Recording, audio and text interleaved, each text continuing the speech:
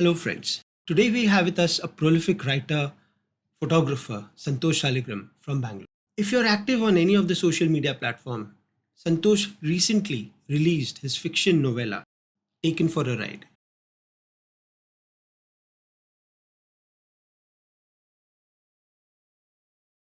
It is an amazing short read, and so I suggest you buy it from Amazon. I will share the link in my description below. This book, it's a beautiful wordplay about the harsh realities of ecotourism. And after reading this, your perspective of looking at ecotourism or wildlife safaris will definitely change. This book will definitely move people towards booking a tour and having an experience in any of the wildlife reserves. So over to Santosh now. Stay tuned with me. Hello, Santosh. Very good evening to you, and welcome to CalmCast. After so many Hi, Arun. years, Good evening. Thank you so much for having me. yeah, after so many years, it has been. Virtual. I was hallucinated virtually, you could say, with your writings. But then meeting you in person is like my guru in front of me. I've seen you as a guru always. The wordplay that you bring out, the description that you bring out, that sensitivity towards the species, the feline, which is so enigmatic in its presence. But I will first start with, how does this inspiration come from? I mean, definitely it's from your family legacy. So could you take us from how you started this, getting into wildlife writing and wildlife photography, and then into writing this book? If you don't mind sharing your parental side of interests and education, from where such a great wordbender was born. I feel such a profound and aristocratic niche can only be acquired from a legacy of fine writers or linguists, passing it down through the generations. Is that the case? Sure, certainly, Arun. First of all, thank you so much for the kind words, and you've been one of my most consistent supporters. So I'm always grateful to you for that because that encouragement goes a long way in helping an artist continue whatever little he's good at or whatever works for his audience. So it all started, I would say, when I was still a young child. I don't remember exactly how old, maybe 7 or 8 years old, when two of my relatives, my maternal uncles, so my mother's younger brother and elder brother, were actually and still are a part of an organization called the YHAI. I don't know if you've heard of Oh, it, Youth Hostels lovely. Of course. Association. Yes, right. We have many things Um, parallel, I would say. okay. Yeah, I'm sure you're one of the earlier adopters of youth hostels than Correct. even me. Correct. So I started visiting all these jungles and various places of natural interest for a variety of adventure and nature activities such as river crossing and mountaineering, rock climbing, abseiling, all sorts of pyrotechnics, right? Which my uncles courageously encouraged me to do, much to the chagrin of my mother. Right. No, actually, to be fair, my mother was perfectly comfortable with that because she knew that my uncles knew what they were doing. So she was very happy to see this outdoorsy path that I was taking. But photography did not happen at all. It was nowhere in the picture until I visited Himachal Pradesh in 2005, just armed with a simple point and shoot camera. Back then, of course, 2x zoom was a lot. It was quite monumental to have in your pocket. And digital photography was absolutely new still. You still had to use those AA batteries. I'm sure you remember all these times. Everything. It's resonating, I would say. Right, right, absolutely. So I had one of those Olympus Comedia point and shoots, just for some general purpose shooting. Because when I was a kid, I would never manage to get the camera into my hands. If some of my friends were playing with a camera, they always used to hog it. I never got the chance to actually use one. So when I started earning during my first job, I decided that one of the first things I was going to buy was a camera.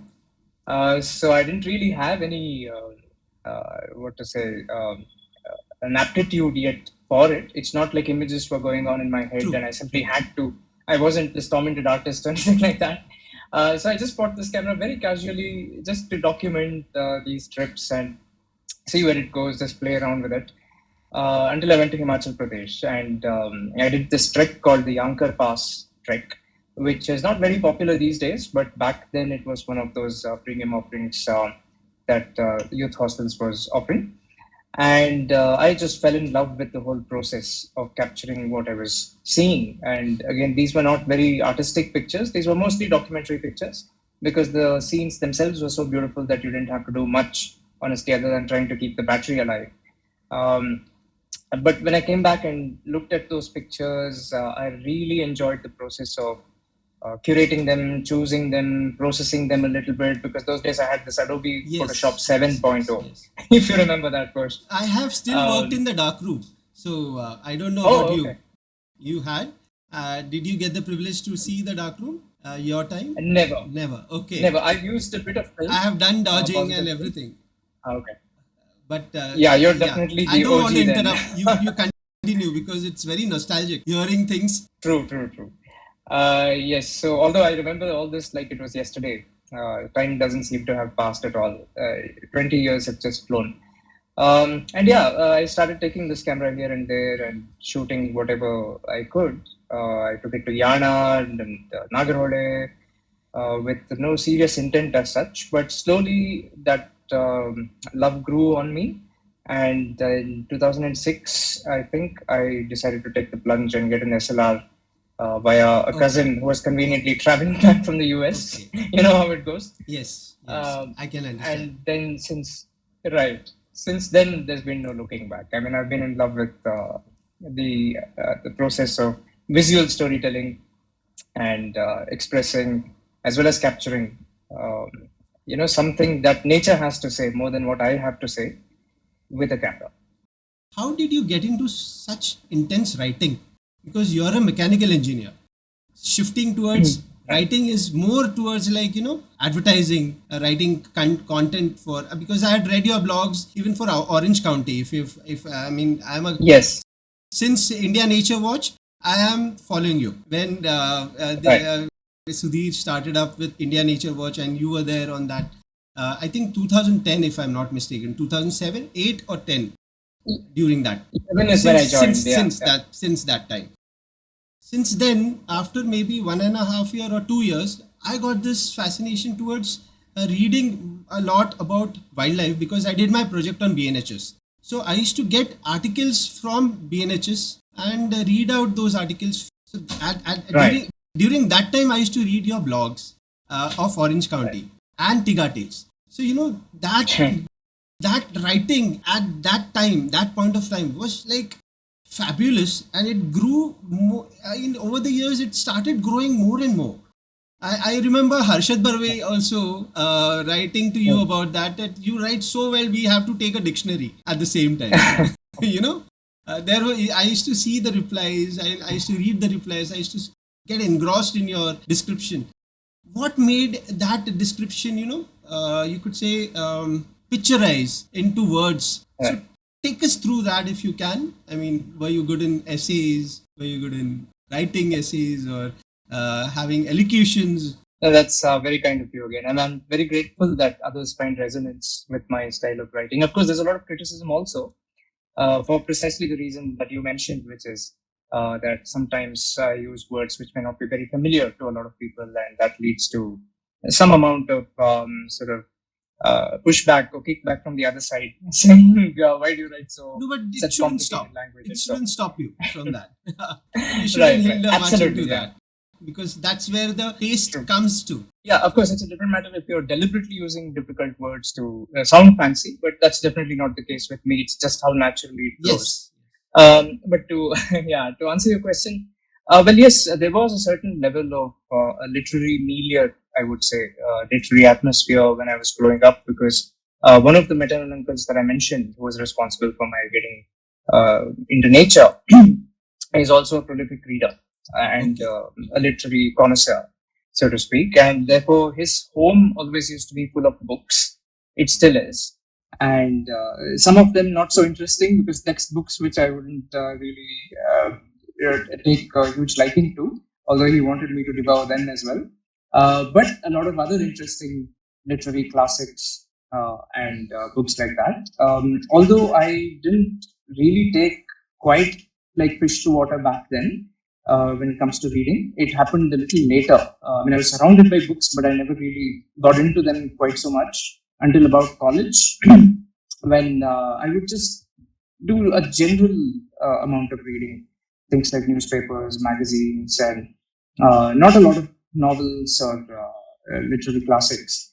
But I was generally very interested in language, number one, because you may not believe this, you might think this to be an exaggeration, but I would actually sit with the dictionary and copy words into my Lovely, notebook and the I definitions I to learn strongly them. believe in you because one of my uncle used to tell me read 30 words from dictionary and jot them down. Right. That's what our practice also was that. There's nothing I can't believe Okay, in excellent.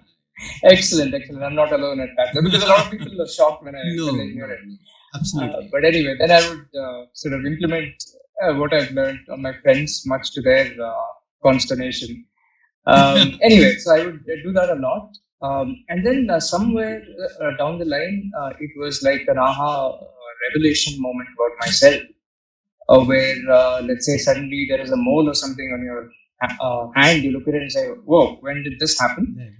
Something like that happened with my writing. Eureka, Well. eureka.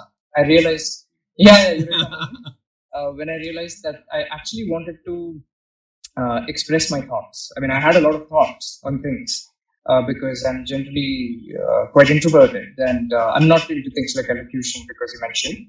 Although I was once the literary committee leader in my school within Undoubtedly. the house.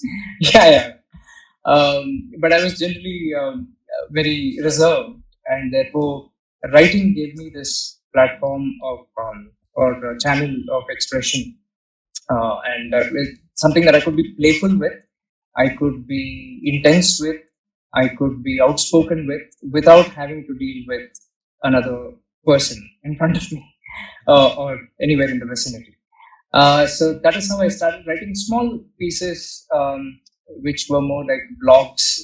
What blogs used to be back then, which was literally just a log of your thoughts. Short micro blogs. Correct, absolutely. And that's how it began. And then when I got into tigers and a lot of wildlife with a certain degree of seriousness, I suppose it was an outpouring of what I was feeling and what I was thinking. I just could not hold it to myself. I simply had to tell the world what this animal was doing in my brain and my heart. And it was a byproduct of that, very simply. Yeah, so it wasn't an effort to construct this great body of work or anything like that. Just as I went on describing what I was feeling and what I was seeing, and so that became this hobby of writing about wildlife. Everybody writes. Okay, I'm also a voracious reader regarding fiction is concerned. Something so sensitive. You're describing a wind. You're describing the whiff of the wind along with the movement of the hair and everything. The sensitivity of the tiger moving from even the sand.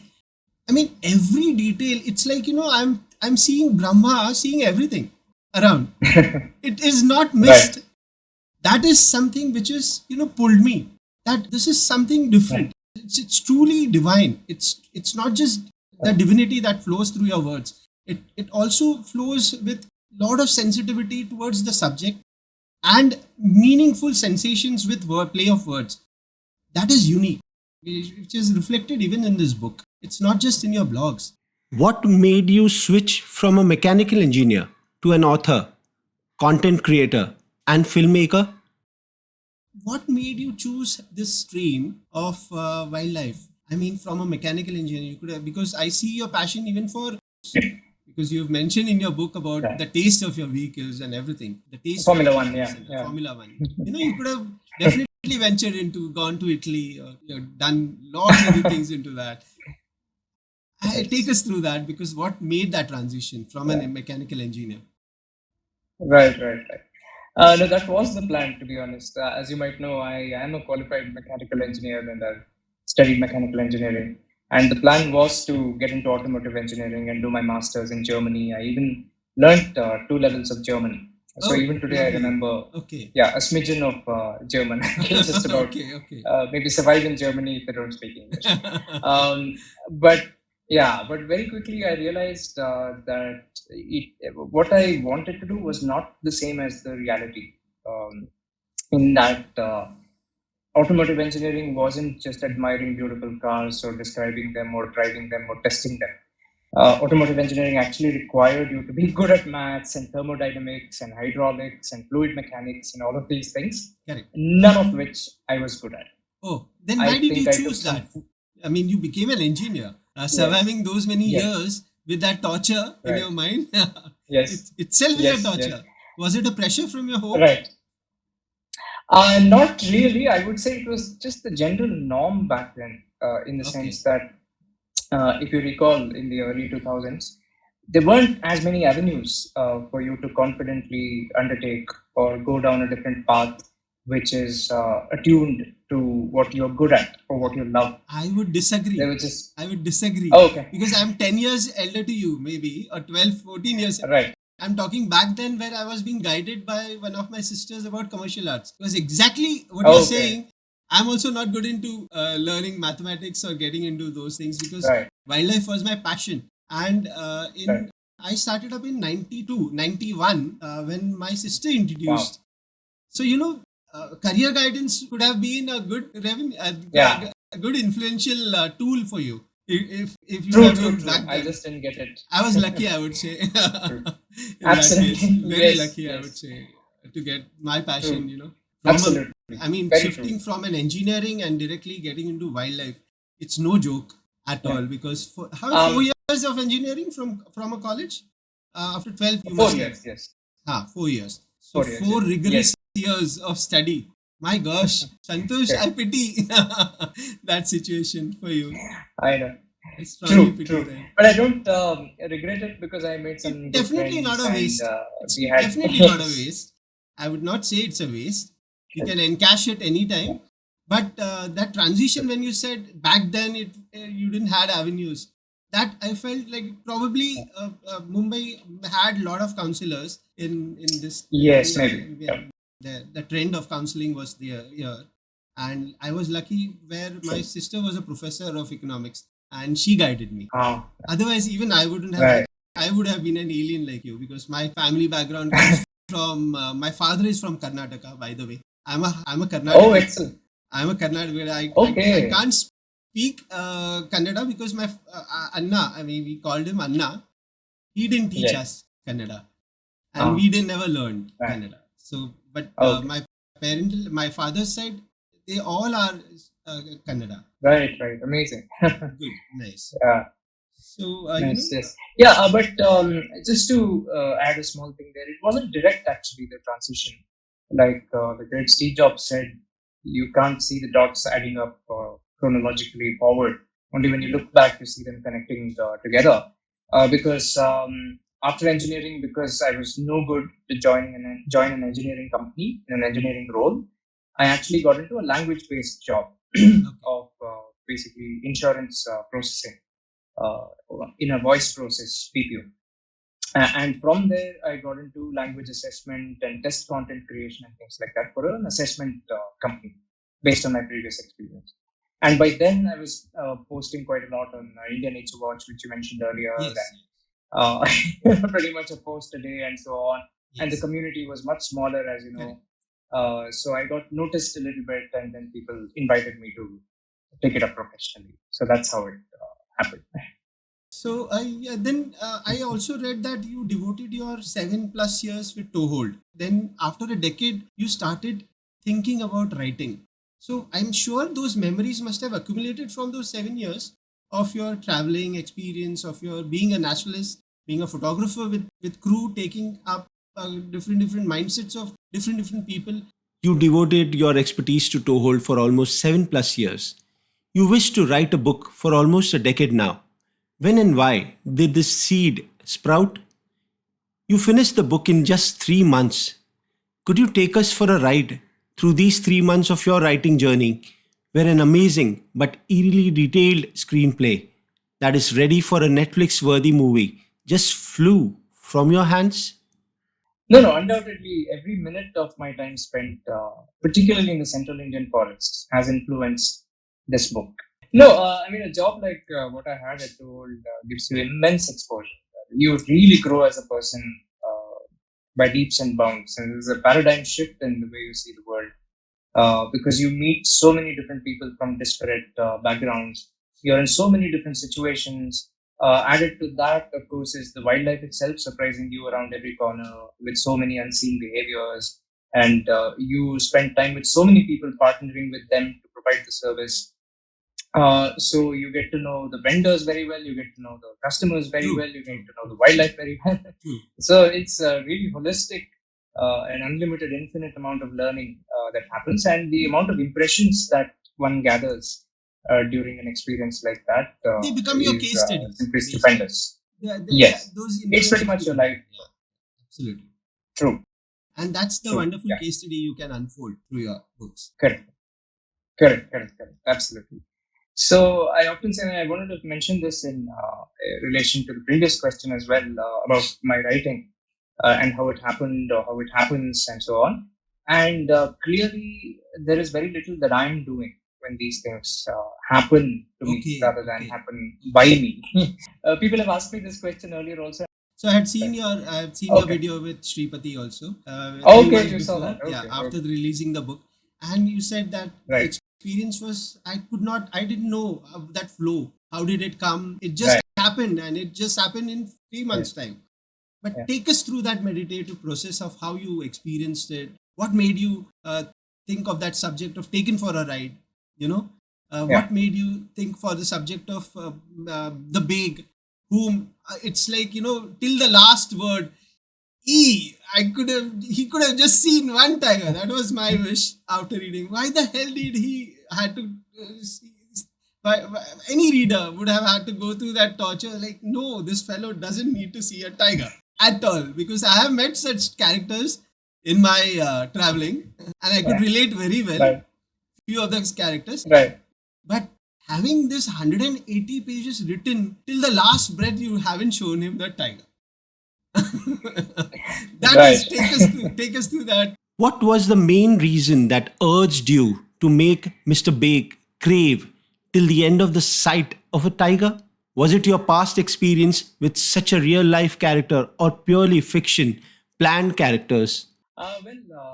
It all started with a seed thought, which is, I don't know, for some reason I was driving or cooking, or I don't know what I was doing, but this thought occurred to me to wonder, to marvel at this possibility of what would happen if one day a guide or a driver took offense to their guest's behavior, precisely like Mr. Bake's behavior, and decided to actively sabotage the safari surreptitiously. I mean, without the guest actually knowing it. So this thought overtook me really for a few days. I was in the grip of it, Quite and villainous, then I no? finally wrote it down. Quite villainous thought Sorry. that is, actually.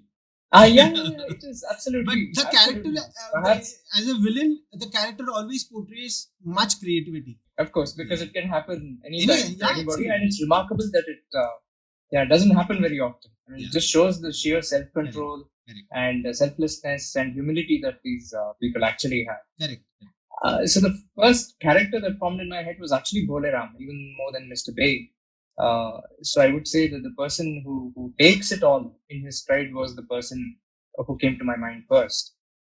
Maybe that was again a result of all the impressions of these amazing individuals I've met over the years, and having worked with them has left a deep mark on me. So anyway, I just wrote it down in a note on the phone, and so it just stayed there for a Did the while names just with a flew few other ideas. in the mind? Just came. Yeah. The names just came in Yes. the It mind. just Oh, lovely! And you stuck no. with The that. names happened a little later. Okay, Yeah. The okay. names happened when I started You had to choose. attending to it. Okay, Yeah. okay. Yeah. So it didn't happen on the fly. Only the idea happened on the fly. So I just wrote it down as a blurb on my note, and that was it for the moment. So when I finally moved on from Toehold and I got some free time because I was between jobs, I could actually sit down. I don't know, among the ideas that I had, this idea or seed actually stood out as the one that I wanted to tackle. I wanted to explore. So I just sat down and started writing the first page, and I realized that I was actually going on a journey to find out what happens. Okay. I Okay. That's wasn't the interesting. story Yes. teller. Yeah, I was Yes. actually the story Lovely. listener Lovely. because Lovely. I wanted to actually find out Yeah. Yeah. what would happen. So Right. that's Right. where Yes. that is something which is we want you to explain it. How did you thought about having a third person Hmm. looking into it and then describing the entire thing? Because usually that's not the style of writing. Uh, Generally, you see either in the second person or the first person who is narrating a story. But this is something which you are actually witnessing all that. And what if that is the Right. possibility that is coming through your book, which is unique, very Right. unique, very, very unique. Thank you. Right. Thank you. Thank you. I think there are two aspects to it. One is, of course, the emotional, metaphysical aspect that we just covered, which is basically trying to get the story out as a medium from the source where it's coming from onto the piece of paper or your computer or whatever it is. But the other part, which is the craft part, um, has to be taken into account as well. Your right brain also has to be brought into That is engagement. exactly the right thing that you said. Yeah. That's the Yes. answer, Because which is which I yes, expected you because to you say. need things like texture and True. context and That's all of great. those things, and you need some. That's great. Yes, and you need to keep it temporally realistic in the sense I wanted the book to last roughly the same duration as an actual safari. So, I mean, an average reader might take about 4 hours to read the book, 3 to 4 hours with a couple of breaks, maybe, if they read it continuously. And that's how long the safaris usually lasts. So I had to do that, and then of course I had to be logically consistent. The style had to be consistent. The voice had to be consistent. Tone, humor, everything had to be consistent. So that was the craft bit, which I think came from all the great novels that I've had the pleasure of reading. Even though I wasn't into reading until teenage, like I mentioned. After that, there was a little bit of a flowering of my interest in the classics, and I got into Dickens and Thomas Hardy and George Eliot and Jane Austen and all these great behemoths of English literature.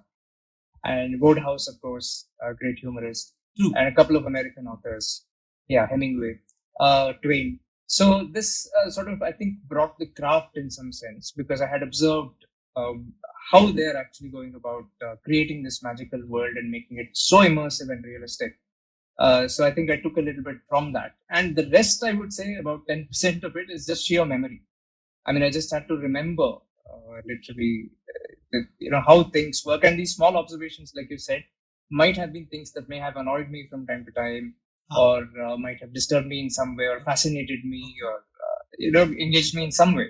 So I brought all that into play, and ultimately, it all came together. Flashback memories must have struck then. Yes, correct. Because a lot of it is real. Right. Many of them. Within a fictional framework. Yes. How could you stage the sequence of Makhan's inner torment so remarkably? I just cried reading every word in that chapter, for there could have been no better wordplay for Makhan, who is suffocating in that situation. And then there is the breath of fresh air after spotting the rusty spotted cat, guided by Bhole Ram in chapter 13th. Basically, when you are thinking about Makhan, for me, the characters from Bandhavgarh actually came up. The description that you've said, I just cried.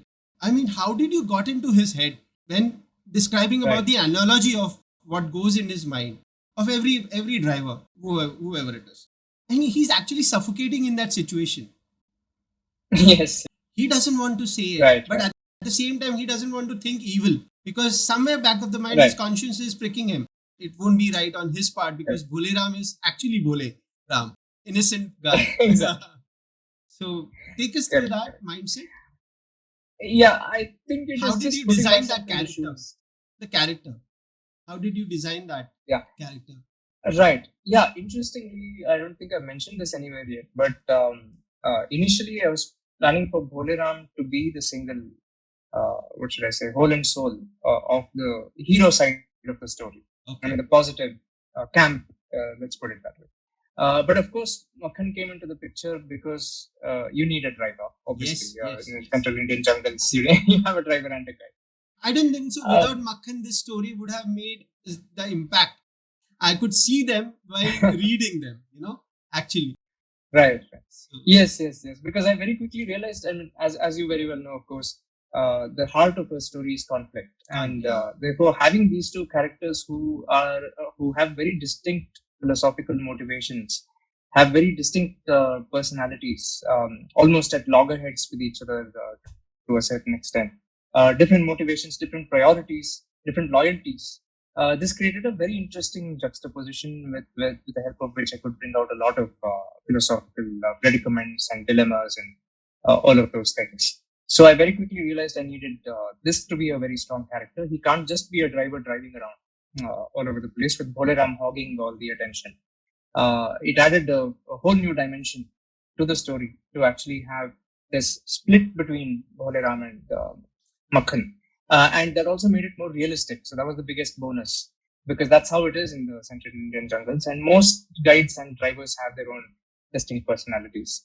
So that is how it actually was spawned. But once he came into reality, then he just kind of wrote his own biography, honestly, because a lot of the things that I have observed in drivers came into the picture. And I think to a certain extent, their vocation It's is quite that it realistic. gives a lot of It's room. quite realistic to understand what Yes, must be going in his mindset because it relates. If right. a person has traveled Exactly. on a safari and he or she must Correct. have come across such a fellow, it is relatable. But Yes. that sensitivity will trigger an emotion, which I think every Right. reader will have that in. Right. But at the same time, I didn't want him to be a flat stereotype of trope of Correct. this typical driver. I didn't want to stereotype him. So I had to make him three dimensional, which was an exciting Yeah, prospect. very three-dimensional. Absolutely. I mean, on all perspective, he's the Thank hero. Where bringing out the aspect of I have to show this fellow what he deserves to be, and nahi dikhana hi nahi hai usko. Not to show him at all till the last breath. In chapter 8, the expressions and concerns about the species, especially the elephants, Balwan and Padmini, and their bonding with their respective masters, are just heartwarming. Is there any chance that this sequence actually happened and was witnessed by you in the 2010s? Because I have witnessed something extremely similar to this. In chapter Yeah. 8, go a little specific here. In chapter 8, the expressions and concerns about the species, especially the elephants, the Balwan and the Padmini. Yes. I Yes. mean, I'm sure after the tiger, the second fascination is elephant. No, no, definitely in the jungles of central India, Okay. because I mean that is where elephants are used for tourism. Okay. Even for non-tourist purposes for that matter. Yes, although Karnataka was like the capital of the Kheda operations, True. capturing Yes. elephants from the wild and trapping them, and most of the elephants in central India today are of Kannada origin in that geographical Right. sense, because they're all descendants of elephants that were caught from here and shipped. But today, if you see practically, apart from the Dasara festivities that happen in Mysore, Correct. in Karnataka, they used very little for forest operations as such in this south of the country. It's mostly in central India, both for tourism as well as for forest department purposes. And that is what influenced me a lot because the world of captive elephants in central India itself is a huge universe for me, which has many fascinating things. The relationship, of course, between the mahouts and the elephants, the personalities of the elephants themselves, some of the behaviors that I have seen, some of the very gut wrenching scenes that I have seen of them being tamed or being put to use in very cruel ways. Some of the things that make you smile, all of those things came rushing back to me, and there's no way that I could write a story based in a central Indian forest without elephants. So that is how they came into the picture and took a very important role in the story. Is there any chance that this sequence actually happened and was witnessed by you in 2010? Because I was also there Right. in Bandhavgarh 2010. Because Okay. the Okay. sequence that you have described about the call, about the director, the CFO coming there, calling up there. In 2010, I had such sequence experience at Bandhavgarh itself. and I was a bit Okay. shaken. Let me tell you, I'm a bit scared about elephants and crocodiles. Okay. Why? I had an experience. I had never seen a wild elephant other than Bandhavgarh. Trust me, I haven't been to Karnataka and Oh, to see the wild elephant like that. There used to be okay. a temple, and where in this temple, this elephant used to come in the truck. It's been practiced in I see. Segaon a lot, and they have an elephant there. And that elephant, from whenever that palki used to come to Mumbai, they used to get the elephant also with them and the horse also with them. So I was in fourth standard or fifth standard during that time, and I was flung by the trunk. Okay, and I was Oh flung, my and God. and Wow. I was flung by the trunk accidentally. I went to to Wow. touch the elephant trunk, and I was it didn't. I'm sure it was not an intention of the elephant to swing it Yes. and push me away, and I was shaken. I from since then, no touching the elephant. So that thing was always there at the back of my mind when I went to Bandhavgarh, when I saw those two elephants. But that scene which you have expressed, it's so ditto, because I have few photographs of that tiger on that cliff. That sequence resonated so much to me that I felt like asking you, was it sequenced in 2010 of the elephants? Did Uh, you? It's no, no, difficult, not but really. This is again just a an coincidence then. amalgamation of my impressions. Okay, it's Yes, a mere and a little coincidence. Gaelic sort of, yeah, yeah, imagination Okay, that this it's a can mere happen because it's a coincidence. very common sort of behavior by bureaucrats and what really Yes, happens in these but tiger parks. Sure. it is a common behavior. I would not deny that. Right. But the sequence of Right. the cliff, the sequence of she being the Specifically. grass, Right. then the sequence of she, Right. the elephant cornering her. Everything cannot just gel exactly as it is. Ah, It's yeah, that's and remarkable. I have no idea I how. was with Yeah. Salim. I was with Salim. I was in Right. Salim's jeep, and Okay. there were just two or three jeeps which you have mentioned even in your book, very similar to those sequences. So I Wow. mean, I felt like that resonance was there somehow. I got my picture from Okay. what your description was. So it's a Right. coincidence, No, no, I it's would say. not specifically from 2010. Okay, okay. Nothing like that. Do you have a taste for expensive watches, golf, and Formula One? As a description revealed a lot about Mr. Bake's taste. Your taste for watches, for cars and everything, like of Mr. Big, has you've described that. Is it Yes. personal? Is it personal, or it just came for describing that particular No, no. character? No, no, no, no. Watches, absolutely not. My only indulgence is an Apple Watch only because it's very useful and Okay. It's reveals my health. it's not a relevant question User. at all. No, no, it was just a device to show Mr. Bake's Okay. priorities and wealth and interest in material things and Correct. so on. Correct. So it was just to It paint his supports the personality that I character was well. interested in. It supports the character well. Where it Exactly, yeah, yeah. supports the Character character details, very yes, yes. But of course, I love cars, but not the kind of cars that Mr. Big likes. I mean, I wouldn't be found that in a Cullinan for sure, or a Bentayga, or any of those slightly ostentatious big Correct. cars. Correct. I'm not into those. What if, after reading your novella and understanding the character of Mr. Bake, a novice traveler would hesitate to go for a wildlife safari tour as he would be afraid of his safari going dry? Or do you think he or she might get educated, which actually is the goal of your book? I'm worried about how someone would perceive the moral of the book, as one could find the character of Mr. Bake appealing or irritating or rather disturbing. What would you want one to become like, Mr. Bake, or to be against people like him? Suppose a common reader, who is a novice and who wants to go as a traveler to such safaris, and he or she comes across reading your book. Will that put them off? That should we try, because it's an expensive affair. Going for 2 days or 3 days to any of these tourist destinations where safaris are being conducted. What is your message to them? Did you think on those Right. grounds, or you just flew with your words there? And No, no, not actively while writing for sure. I do not okay. You didn't restrict keep you this that. in mind. You didn't receive No, it. I honestly wasn't Good, thinking of nice. how the book would even be received.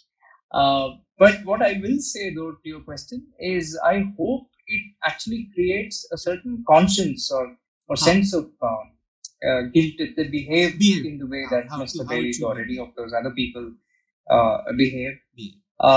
It might at best give them a sort of a moral compass and make them a little more sensitive. Because it's absolutely the right way you have put it in words. Maybe it may sound harsh for readers, but Right. I don't care. But that is how every individual should behave in the safari Right. park, not taken for granted for anybody. True. And it's such Yes, a I sensitive mean, I thing, definitely don't want to be preachy because that was the last thing I was trying to do with the book. Correct. But I think there are certain things which are in our control, which we can decide or choose not to do or to do, Yes. which I think we must exercise. I strongly Yes. believe in that. I strongly believe. Right, in that. right. What was the main reason for you to make Baig crave till the end that you didn't show him the tiger? Yeah, I think that's interesting created part that created interesting yes, fiction. true. That created. Yes, exactly. It creates conflict, and conflict is interesting because if he had seen everything that he wanted, or even half of everything he wanted, or quarter of everything he wanted, it wouldn't make for such juicy conflict and give us an opportunity to actually delve into people's psychology. And that was one reason. Just quickly to add, the other reason is, of course, because this is what really happens on an average safari, especially in the winter. The chances or the odds of your being able to see a tiger on your first ever safari are really low. So it's because of those two reasons. Spoiler alert. Chapter 1, page 12. What is life without peril and adventure? What is profusion if not commonness? And what is commonness if not commodious banality? How did you structure these sentences to display the emotions? Here, many would meet the similar situation when a safari cost for a full day is approximately 40k to 50k if traveling alone, which is a big investment. So don't you think here the mindset of everyone would be similar to Mr. Baig, or worse, like someone who wants to hold a sense of ownership over the drivers and horrifyingly even the wild animals? How do you structure these sentences, my dear? No, like I said, it just that displays emotions. I won't take any I mean, credit. I don't know. I mean, these combinations of words, and they make perfect sense for that particular chapter because it is. I mean, it's a fact. What you have said is absolutely a fact. And here, many would meet. I think one. Sorry, you can complete. Yeah, many would meet with the similar, situations here because most of these safaris for a full day, I think it costs around 40,000 or 50,000, if I'm not wrong. Right. Correct? So during that time, if my safari goes dry, because now I don't know about the earlier times when I had been in 2010, I think they used to offer for a full day also they used to offer 2 or 3 zones, if I'm not mistaken. But now if you have to select a particular zone of a particular day, you have to select just one zone. So just imagine in one zone, I am gyrating around to see the tiger from morning 6 o'clock till evening 6 o'clock. Everything is there stationed and I don't see a tiger. What happens during that time? I mean, what message would you try to give? For me, it is wonderful. I would still enjoy because my safaris has gone dry. It's not because I understand it's not just the tiger, it's the surrounding also that is enigmatic. Here, how would you give your message to those people who are novices?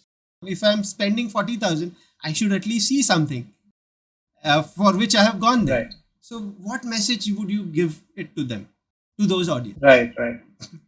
No, I think maybe one philosophical message and one practical message. The practical message first, because it's very simple. The more time you spend, obviously, the better your chances are. And you simply have to budget that time in your cost. You cannot go for a day and expect to see a tiger. Yeah, let alone 4 tigers or 5 tigers or some crazy numbers that people come up with. So that is the first thing. Practically, you have to be sensible. You have to give yourself enough time. And you cannot expect, just like you wouldn't expect every ball to be hit for a 6 for the sake of entertainment in a cricket match. True. you cannot expect every safari to produce a tiger. So True. this is the practical. Produce a tiger. That's the right The- word. yeah, You cannot produce a correct. tiger. Exactly. Yes. Yes. Cannot produce a tiger. Philosophically, I would say this actually is like life, where yes, to obtain something, perhaps you have to desire it intensely, but it doesn't always happen, or at least at the time that you expect it to happen, or not completely. Or maybe by the time it happens, your desire itself changes. Sometimes things happen when we are least desiring them. When you were desiring them intensely, they didn't happen, but when you've given up on the desire, it happens. So all these are life lessons which I think are embedded in a wildlife True. safari, which is True. a great learning opportunity. It makes you True. more humble. And also another thing I would say is that when you do see a tiger, I think we all realize that it's not about quantity at all. Because even just a glimpse, even what happens to Mr. Big towards the end of the story for even a microsecond is sort of enough to distill that experience and absorb it and internalize it and realize what it is. So I would say to people, don't go after numbers and definitely don't be unrealistic and over ambitious. Be sensible, be humble, and I'm sure you'll have a good time. Spoiler alert. Chapter 1, page 15. The average Indian tourist rarely tipped, especially when they didn't see a tiger. One man even demanded his money back after a dry safari. This I have experienced, okay? Trust me. Oh, right. I had been with a group, and the gentleman was a thorough gentleman who used to conduct tours. Okay, one of these guys we had hired four jeeps, and out of which one fellow didn't see anything. He actually dhamkawed this guy who is a team leader. Said, "You have to pay me back. Otherwise, I'm not going to let you take tours anymore. I will see to it that you don't take tours." इतना भी धमकी था उसका. See, it went on. It stretched on till 2 or 3 days. After that, even a week. But still, I mean, we were supporting this fellow, and it was genuine that he could not do anything. He said, we told him that ask that fellow to do whatever he has to. We are not scared about that. But this is the case where one of my friend had to undergo. Spoiler alert. Chapter 2, page 19. Bhole Ram hadn't volunteered any enlightening nuggets about the park yet, because in Madhuban, guides spoke only ad hoc. What exactly did you mean here about this ad hoc committee? But does this ad hoc also creates a repercussion which is negative? Is what I could feel from your term which you've used in describing with Bolera. Do you want to say it that way? Do you mean that way? No, no, no. Yeah. No, no. I mean, by ad hoc, I only mean contingently.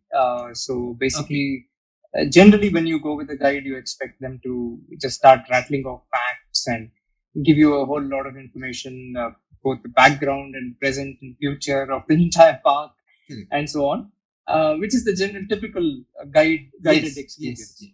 Whereas what we see in Central India is, of course, not quite like that. At least with the old school guides in Bandhavgarh and Kanha, these places, they only speak when required or called upon.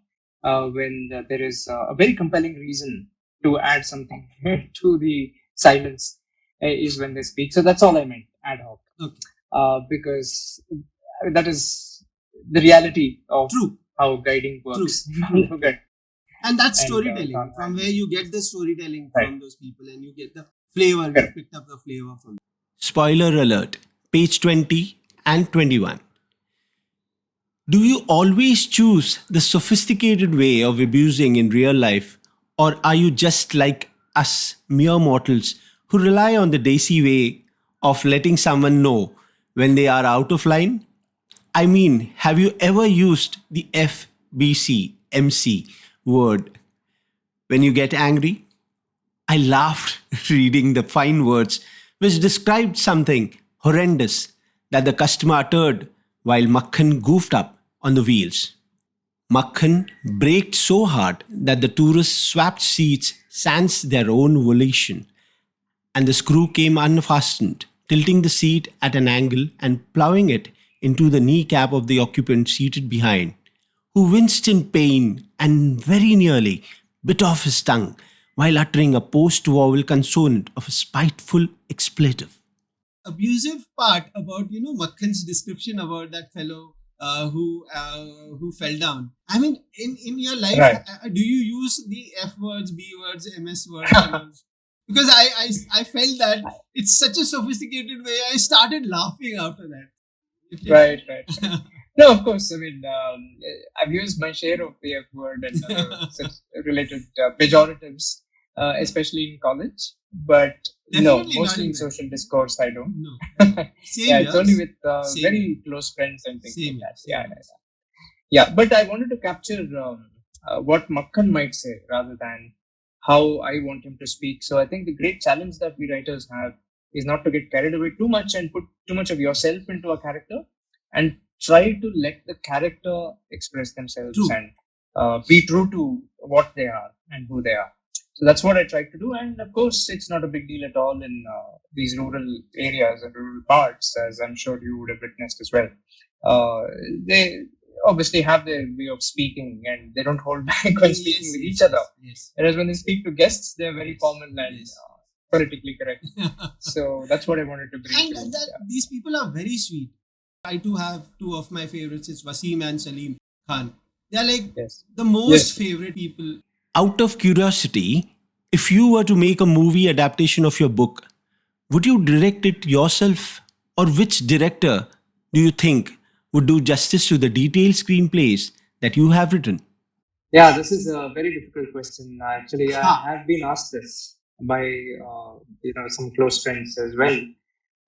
See, honestly, in terms of experience, I have none whatsoever of directing in a practical sense. I mean, I have never stood in a place and said, okay, you do this or you do that, or explain the scene to a pair of people and let them do their thing, or any style of directing. I have not done dabbled at all, even in the very least. But I think in terms of principle, I might have to do it myself because it's already an extremely niche subject. Very few people actually understand unless they've spent a lot of time going on safari. You don't really know. So that for that to be combined with directorial skills is probably still relatively rare because we don't have much wildlife fiction in our country. And even the one or two films that have come out in the area of wildlife have been mostly non-fiction. For instance, Share Me, I think, was based on a true story, and of course, it wasn't about safaris. Yes. But here, this is so much like a first-hand witness account that it would be enormously risky to give it to someone else because the chance of misinterpretation is extremely high. I mean, already I've heard people glorifying Mr. Beg and actually mistaking the title to be an assault on Mr. Beg rather than these guys. Of course, it's open to interpretation, but still, you'd be surprised how many people think actually it was Mr. Beg who got the rough end of the stick here. So I definitely wouldn't want to take a chance with something so delicate a matter. But of course, when it comes to these practical aspects of how to speak to actors and how much to tell them your interpretation, how much to leave it to their interpretation, how do you actually pick camera angles, how do you choose a lens, how do you do the lighting? I mean, these things are completely beyond me. So if we ever get to this situation, I might have to maybe upskill or learn a little bit of all this so that I'm up to the task and don't make a complete fool of myself and embarrass myself. But we'll see if that ever happens when we come to that. Who do you think fits the character of Mr. Beg? Or do you have someone in mind to play the character? Here are some of my options. Bamane Rani, Dibyendu Bhattacharya, Dilip Tahil, Anand Zog, Prakash Raj, Ashish Vidyarthi. You have anybody in mind when you cast the character of Mr. Beg? Right. You may not believe this. In fact, I did not share this in the email because I wanted to tell you this in person. But trust me, Bomani Rani was the first name, first man who came to mind when I just finished writing. He's so perfect in that. Not when you asked the question. Yeah. So many, such a perfect character cast. Exactly. Baman is like one of the versatile character. All these three characters are the best role characters which you require excellent Of screenplays, course. you know, with the Yes. dialect and everything. Who do you think fits the character of Makkan, or do you have someone in mind to play the characters? Here are my options: Nawazuddin Siddiqui, Ranveer Singh, Manoj Bajpayee, Abhishek Bachchan, Shahid Kapoor, Randeep Hooda. But it's going to be a high Yeah, budget film, which unfortunately, I feel if these characters, definitely it'll be a high budget film. no. The thing is, unfortunately, most of them I feel are a little old for the role because I haven't, although I have not mentioned his age in the book, Huh. I have envisaged Makhan as a slightly young chap because Okay. of Okay. how hot-blooded he is and how impulsive he is, and slightly immature. Something But at like the same time, Rajpal he Yadav. has Rajpal Yadav? Somewhat similar to Rajpal. maybe no, even he's bit old. So the Okay. age group that I would put him into might be late 20s, not older than Acha, that. acha. Okay, Makhan, for okay, Makhan. okay. Yes, yes. But at the same time, he has a certain amount of leverage. For example, if you recall, he manages to bribe the ranger at the beginning, which means he's well connected, he knows some politics, and he gets even that ban overturned. Okay. So he's not completely wet behind the ears either, but at the same time, he's still an upstart, relatively young. So late 20s is where I would put him. Who else was the part of the discussion forum for the book? Or during that course of 3 months, was Saurabha a part of the discussion forum also? Saurabha is his wife. She's a fantastic poet. So she writes poetries. So coming back to, do you ponder, and has she discarded any of the scenes and you have manipulated? I mean, say the truth, okay? I want that truth. Don't be No, manipulative no, no. there. No, actually not, believe it or not. It happens with the other things all the time. Lucky you. I mean, Lucky you. just right. No, no, I definitely want a candid feedback because, again, because we're husband and wife. Yeah, no, normally she definitely gives me a lot of critical feedback, and she has stopped me, or rather saved me from a lot of embarrassments, often by correcting mistakes and things like that. But when it came to this book, somehow she didn't need to do much. I guess on the very first page, incidentally, I had got a word wrong. Maybe because of the excitement with which I was writing. I mean, no excuses, of course. But apart from that, very few, honestly. So again, both in a substantive sense, that is the logical sense of the story um, making sense and being consistent and all the loose ends being tied up, etc. As well as from the language sense, she was quite happy with it. So it was quite surprising to me as well because I was expecting a lot of feedback and a lot of recommendations, changes. But I don't know, maybe the soul of the story kind of overrides everything here. And I'm sure there are flaws, but maybe they get overlooked because so far as the film is concerned, yes, definitely. I mean, although I have no real experience making a feature length film, I've been studying some of the aspects and I'm very acutely aware of certain changes that I'll have to make, both to the plot at the surface level as You well think as so? slightly deeper. You think so? That you need to make. I do. But do you want Yes, I to? do because I think the inherent expectation or the implicit expectation that a movie watcher, even if it's not a movie goer, because we're not goers anymore, movie comes to us. A movie watcher starts a film are slightly different from the expectations that they have from a book. I mean, I think a reader typically is not so swept by the need for entertainment and for things to be very easy to digest and to be in a very logical order laid out in that classic hero's journey fashion. Whereas people who are more visually sort of inclined, Yeah. I think expect their emotions to be sort of struck in a slightly different and more frequent way. So I think I'll have to make those tiny adjustments to adapt it to the screen. Is what I feel. That's my Are you sense. thinking about inserting few more morals in that related to wildlife conservations? No, definitely. If anything, I need to reduce the number of themes the movie is about because packing in more during an hour and a half or 2 hour interval is probably not advisable because then you're stretched thin and you won't be able to do justice to any of those things. So, if anything, I'll have to omit quite a few of the things and sharpen the focus actually. But having said that, I just want to clarify as well to the audience, because I'm sure you know that these are not meant to be morals in the sense they're just meant to make you question or think about these things and come to your own decision. Because I want to be the last person to actually tell them, okay, do this, don't do that, in that preachy sort of No, no, sense. I'm not I just saying want people to preachy. think. I'm not asking you to be preachy, and neither you will be Right. throughout this. But True. there is a strong message which is connecting Absolutely. through the entire thing. Absolutely. It is like a single point of take home message. Yes, but the other thing which I myself consider more important, although the audience may not have got it from the book, is the plight of the local villagers who depend on tourism for revenue. That is something that I really want to highlight as well for the sake of them. Especially guides, drivers. That can easily come through your film also. Are you planning to publish your book in regional languages? And if not, why? Are you planning to publish this book in regional languages? Because I'm sure these drivers or naturalists who are there, they won't relate at all reading this. So probably their sons or daughters would read out to them and sit with a dictionary, or maybe or not, God knows. But are you thinking on translating this book in Hindi or Kannada?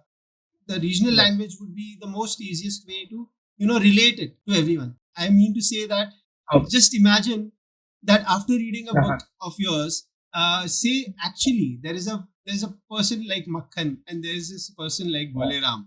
They would intend, they may take offenses. They would intend to give such a fellow a ride. Right. Then in that context, do you want to reveal it in regional languages? No, nothing like that. Nothing like that. I'm perfectly happy drivers reading it, because I mean, I don't think this question's always there, right? If you show, for instance, these detective stories where they portray criminals using ingenious methods to ply their trade of crime, you would think that, okay, that's actually giving ideas to criminals to do those things and emulate them. But that danger is always there. But the hope is that each person has a certain sense of judiciousness, and they have their own moral compass and conscience, and they will do the right thing always, no matter what they're exposed to, because they're all adults and they can make. Did anybody from any of these places like Bandhavgarh or maybe Painch or Kana, wherever you've been, asked you, "Ye kya likha hai isme?" I mean, and क्या है संतोष भाई आप story बताओ ना क्या लिखा है इसमें इतने सब कुछ तारीफ did anybody ask like that? No, surprisingly not. Maybe because I've not, like you said, I've not really reached out in any regional language yet. Okay. Because I don't think I've even spoken about it enough in English. But haven't you circulated any of these resorts in Bandhavgarh or in Kana or in Painch? Haven't you circulated anywhere? Surprisingly, not yet. The audible version, are you planning to have an audible version? Yes, probably later if I find the right voice artist and who can actually do justice to. I mean, it's only because I don't know anyone personally. Okay. Shall we expect more books on wildlife fiction? If yes, what are you targeting next? Just a glimpse without spoiling away anything. Yes. I mean, I can't don't reveal it. Concrete, if yes or no. Because yes. This must have created a lot of interest within you, especially after coming out of this book. And this interest level grows, in fact. It doesn't submerge after one writing. Definitely. I mean, it's not your one book. I think you have written 3 books over the years. Yes. Fiction, this is the first, but the other 2 are non-fiction. What subject are you targeting? If at all it's fiction, are you going to focus on the same wildlife fiction of tourism, or it could be something else? No. I definitely have had non-wildlife fiction ideas in the past, but somehow none of them has really stuck with me and continued. I think I've written one short story which is not about wildlife. So currently, I think what I want to do next is possibly a collection of short stories, fictional short stories. Okay. Most of which are about wildlife, and some are not. Some are about photography, some are about general human nature and circumstantial in terms of what we come across on a day-to-day basis in a typical urban environment and things like that. So it's a mixture, of multiple things, but it's short stories. So that's the situation at the moment. So I'm a die-hard fan of your book, and I will always remain till my last breath. After hearing Santosh Saligram, we now know what went behind writing this beautiful fiction novella, Taken for a Ride. I'm eager to read what comes next from the desk of the Wordbender. I now conclude my session and immensely thank Santosh Saligram for spending his valuable time. It was an honor and pleasure to have you, Santosh. Thanks again, and wish you good luck for your future endeavors. Thank you. Thank you so much. Bye bye.